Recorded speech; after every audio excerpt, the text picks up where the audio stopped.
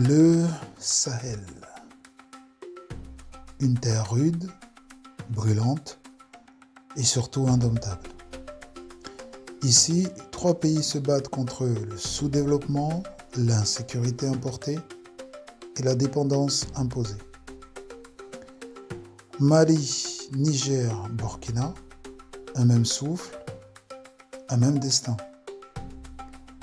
Depuis des décennies, ces peuples ont été formatés à tendre la main vers l'extérieur, mais le salut ne viendra pas de cette aide, encore moins de ses promesses.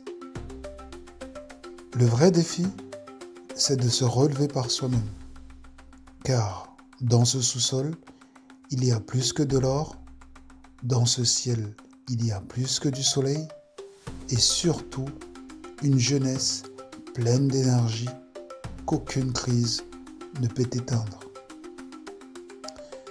D'ici 2075, cette population aura plus que doublé.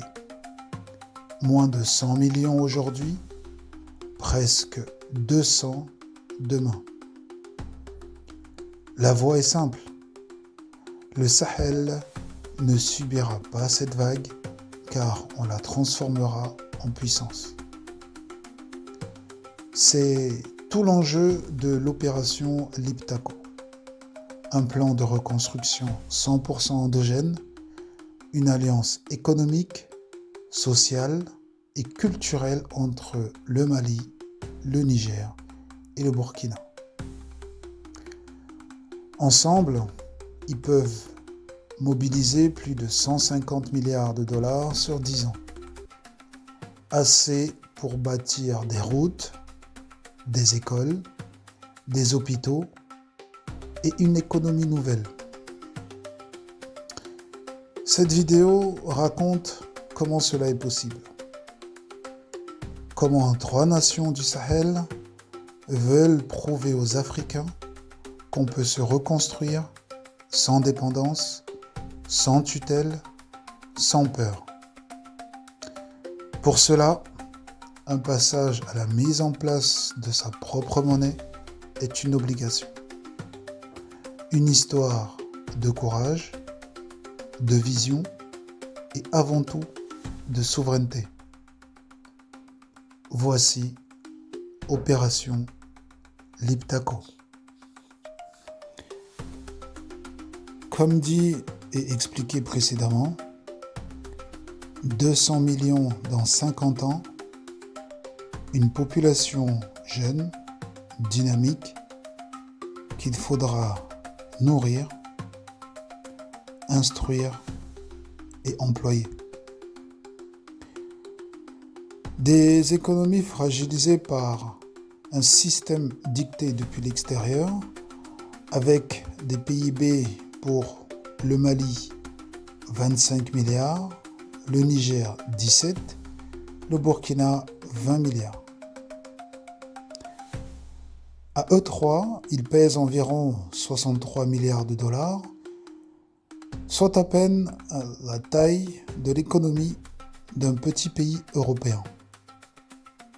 Pourtant, le sous-sol du Sahel regorge de richesses, or, uranium, manganèse, pétrole, coton, bétail, énergie solaire et surtout d'eau, sans parler du gaz.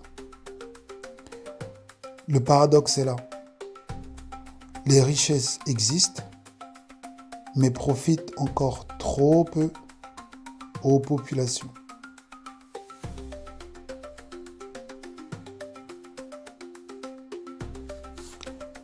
Et si, pour une fois, on arrêtait d'attendre des aides extérieures? Cette fameuse aide qui est en réalité un piège de la dette. L'idée d'opération Liptako est simple. Créer un plan Marshall africain financé par nous-mêmes. En additionnant les forces des 3 pays, on peut mobiliser entre 145 et 175 milliards de dollars sur 10 ans sans dépendre d'aucun bailleur étranger. Comment? En activant 4 leviers. Le premier, la fiscalité. Aujourd'hui, le Mali collecte environ 22% de son PIB en impôts, le Niger 11%, le Burkina 18%.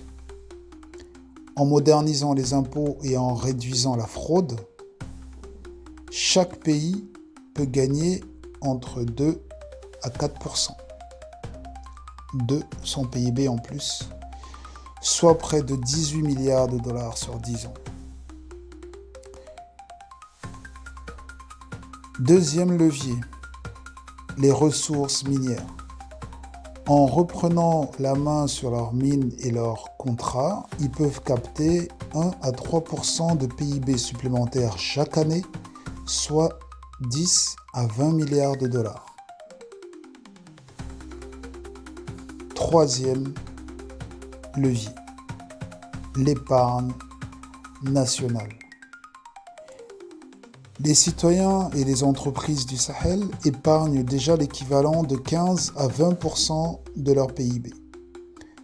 En canalisant seulement 20% de cette épargne vers des projets publics, on peut générer près de 22 milliards de dollars. Enfin, dernier levier, la diaspora. Les transferts d'argent représentent 2 à 5% du PIB selon les pays. En mobilisant 10% de ces flux, par exemple avec des bons Liptako, équivalent des bons du Trésor, cela ajoute encore 2 milliards de dollars. D'où la nécessité d'avoir sa propre monnaie. Ce que cela représente. Si l'on additionne tout cela, les 3 pays peuvent donc réunir environ 150 milliards de dollars sur 10 ans. Que représente une telle somme? 10 000 écoles modernes, construites ou rénovées, 500 hôpitaux régionaux, 20 000 km de routes et de chemins de fer, des milliers de forages et de stations solaires et un réseau agricole capable de nourrir toute la région et voire la sous-région. Ce plan n'est pas une utopie, il est économiquement possible. Le Sahel peut se financer sans dette étrangère en misant sur la discipline, la rigueur et la transparence.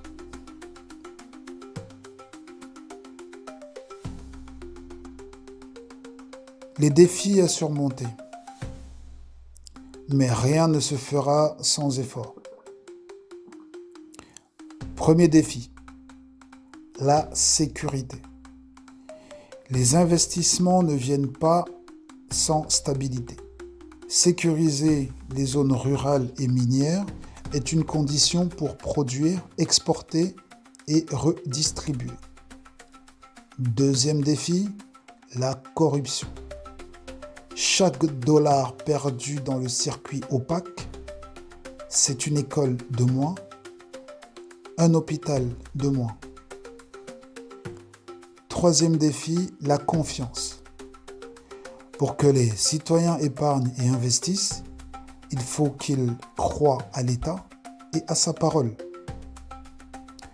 Enfin, la gouvernance. Il faut des institutions solides, des budgets transparents et des priorités claires.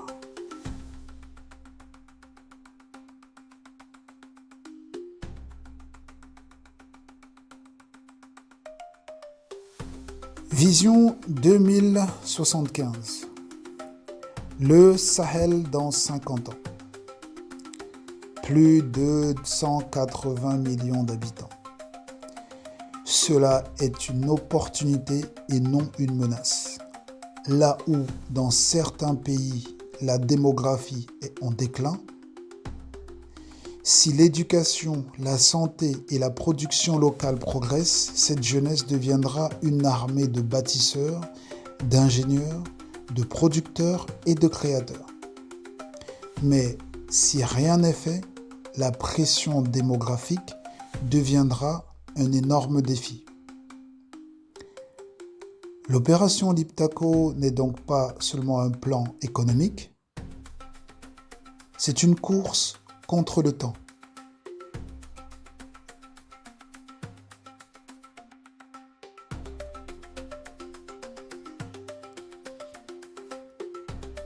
Pour conclusion, 3 nations, une même terre, une même volonté.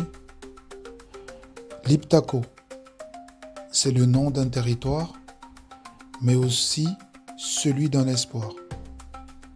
Un espoir né de la conviction que le développement ne se mendie pas, il se construit. Les Maliens, les Nigériens et les Burkinabés ont les ressources, le courage et l'intelligence pour y arriver. Opération Liptako, c'est la preuve que le Sahel peut se relever seul, uni et souverain.